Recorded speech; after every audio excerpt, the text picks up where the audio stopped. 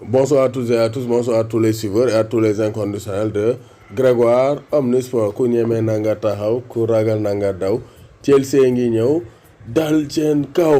Chelsea enchaîne une deuxième victoire cette semaine après une victoire face au Kuban Krasnodar en Ligue des Champions. Chelsea enchaîne une deuxième victoire dans la semaine face à Burnley. Donc dañoo fekk waa Burnley bën yu métti. Donc l'équipe de Mondial Chelsea a réalisé une belle performance, 3-0 avec 2 buts de Hakim Ziyech sur une remise de Tammy Abraham, donc Ziyech qui a marqué en Ligue des Champions, qui enchaîne.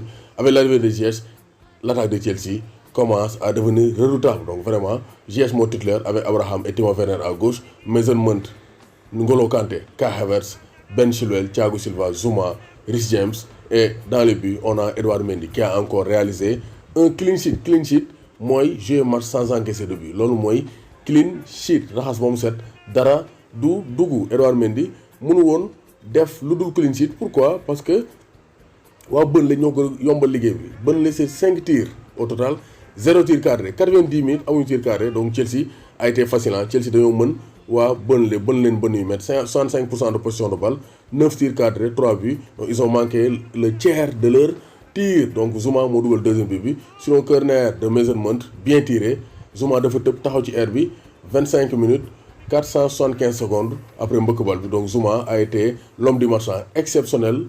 Zouma, donc il était critiqué au début, man mi critiqué naa ko l'année dernière en début de saison, mais Zouma commence à devenir le Zouma de l'AS Saint-Étienne. Donc vraiment il est solide derrière et il marque des buts. C'est de bonne guerre, et li nga gën a may avantage c'est qu'il joue avec un joueur d'expérience, Thiago Silva.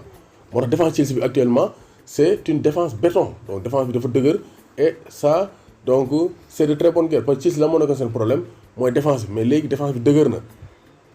Séville encaissé wuñ, United encaissé wuñ, Krasnodar encaissé wuñ, Burnley encaissé wuñ. Ça fait 4 matchs de suite Chelsea encaissé wuñ en championnat. Loolu gën na leen dal depuis belle lurette. Donc ça veut dire que Thiago Silva, Edouard Mendy donc renforcé nañ la défense, de même que Ben Chilwell et la montée en puissance de Reece James. Donc Chelsea s'impose, et avant la fin c'est Hakim Ziyech. Donc Ziyech yemul ci dugal kese, dañ ko jox bal bi mu contrôler et il a décalé donc Timo Werner qui marque son troisième but de la saison en championnat. Donc Chelsea est fort, Chelsea est intenable en donc durant cette semaine. Donc Chelsea avec cette victoire ñëw na 4e place 12 points, derrière Wolverhampton 3e 13 points, Liverpool 2e 13 points en attendant son match, et Everton premier 13 points. Donc Everton moo raw gars yi à la différence de but, mais Chelsea est bien parti pour conquérir le titre en Angleterre avec Edouard Mendy.